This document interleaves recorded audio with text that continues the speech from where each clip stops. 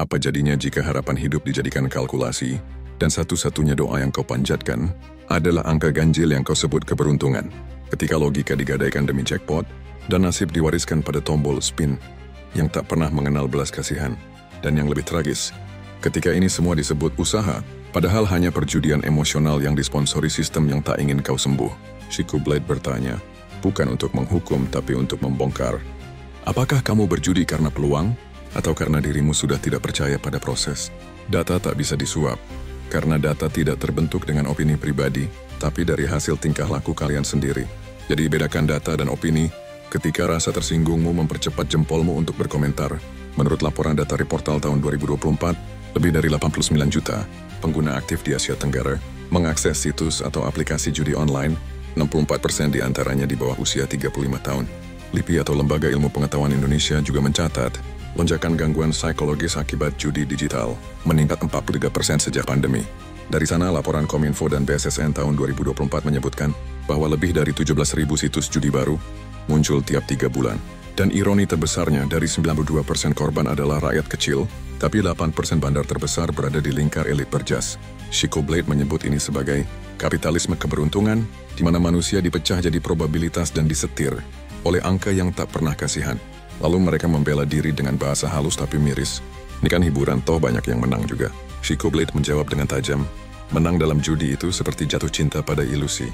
Sesekali manis tapi selalu membawa kehancuran sistematis.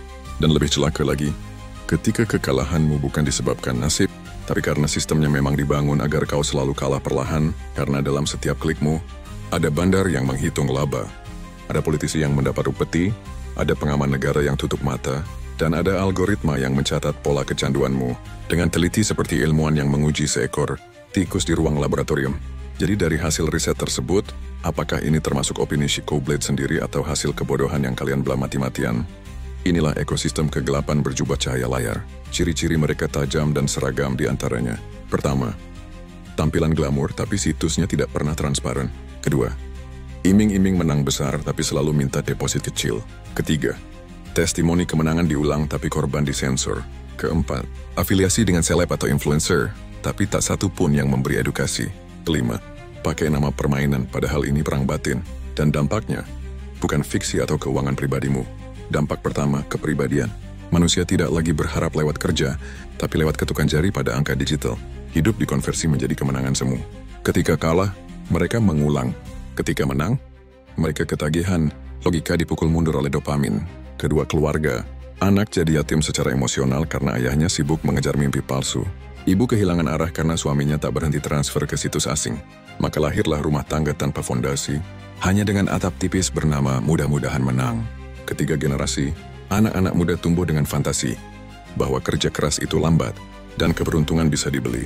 Mereka belajar bahwa risiko adalah permainan, bukan tanggung jawab. Keempat, ekonomi lokal.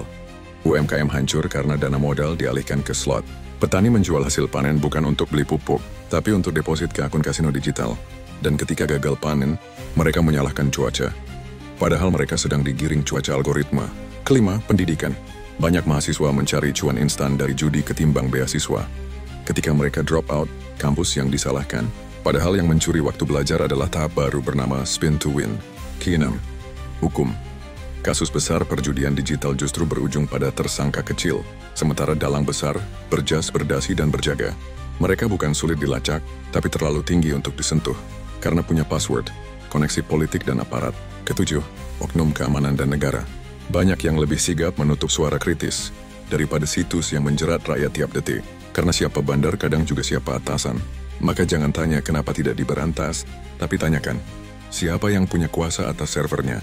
Kedelapan, media dan artis, sinetron dan podcast mulai membahas judi dengan nada ringan. Seakan ini candu yang lucu. Lalu mereka dapat sponsor dan menyebutnya iklan layanan hiburan. Chico Blade menyebut ini virus angka genetik di mana manusia kehilangan identitas karena terlalu sering dikalkulasi. Ini bukan karena akses rendah, bukan karena negara tak tahu, dan bukan karena rakyat bodoh, tapi karena kalian terlatih berharap instan dan menolak kenyataan bahwa proses itu butuh akal, bukan angka acak. Karena kalian bangga menyebut gue hoki, tapi malu mengakui gue kerja keras. Karena kalian menyebut ini peluang, padahal ini perang batin yang selalu kau kalah, tapi tetap kau mainkan. Lantas apa solusinya? Solusi Chico Blade tidak sesuai tren. Apalagi sesuai dari motivator warisan, tapi sesuai akal sehat. Pertama, cabut harapan dari angka, kembalikan ke logika. Kedua, tolak semua bentuk promosi judi dari siapapun, bahkan selebritas. Ketiga, edukasi keluarga bahwa uang cepat itu ilusi, dan korban judi tak pernah ditampilkan. Keempat, bekerja sama untuk mendorong aparat menindak yang besar, bukan hanya pemain kecil. Kelima, hentikan glorifikasi kekayaan instan, dan mulai cerita tentang gagal bangkit, bukan gagal deposit.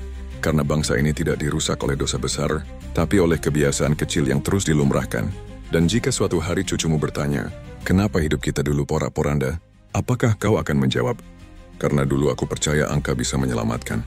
Ingatlah, yang kau klik hari ini bisa jadi data yang menjadikan cucumu target algoritma yang sama. Psychoblade tidak hadir untuk menggugat hiburan, tapi untuk memperingatkan bahwa tidak semua yang menghibur itu menyembuhkan. Dan tidak semua keberuntungan itu berkah. Kadang itu umpan yang menuntun ke kehancuran. Jika konten narasi ini mengusikmu, itu karena dalammu sudah tahu kebenarannya. Tapi jika membuatmu berpikir, maka selamat.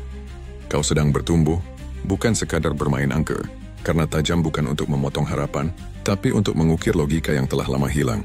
Sampai jumpa di pembahasan berikutnya yang akan terus mengganggu ilusimu. Psychoblade.